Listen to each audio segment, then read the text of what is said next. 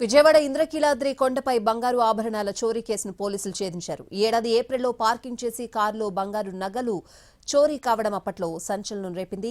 ఈ కేసులో అంతర్జిల్లా నేరస్తుడు చింతా గణేష్ ను పోలీసులు అరెస్ట్ చేశారు. నిందితుడి నుంచి 25 లక్షల విలువైన 180 గ్రాముల బంగారు నగలను స్వాధీనం చేసుకున్నారు. అంబేద్కర్ కోనసీమ జిల్లాకు చెందిన గణేష్ 15 ఏళ్ల పాటు ఖతర్లో డ్రైవర్ గా పనిచేశాడు.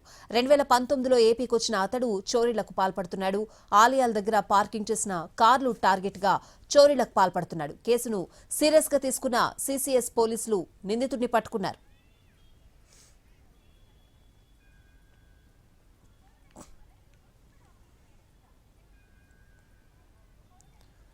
విజయవాడ ఇంద్రకీలాద్రి కొండపై బంగారు ఆభరణాల చోరీ కేసును పోలీసులు ఛేదించారు. ఈ ఏడాది ఏప్రిల్లో పార్కింగ్ చేసిన కారులో బంగారు నగలు చోరీ కావడం అప్పట్లో సంచలనం రేపింది. ఈ కేసులో అంతర్జిల్లా నేరస్తుడు చింతా గణేష్ ను పోలీసులు అరెస్ట్ చేశారు.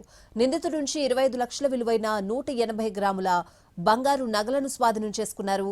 అంబేద్కర్ కోనసీమ జిల్లాకు చెందిన గణేష్ 15 ఏళ్ల పాటు ఖతార్లో డ్రైవర్ గా పనిచేశాడు. 2019లో ఏపీకొచ్చిన అతడు చోరీలకు పాల్పడుతున్నాడు.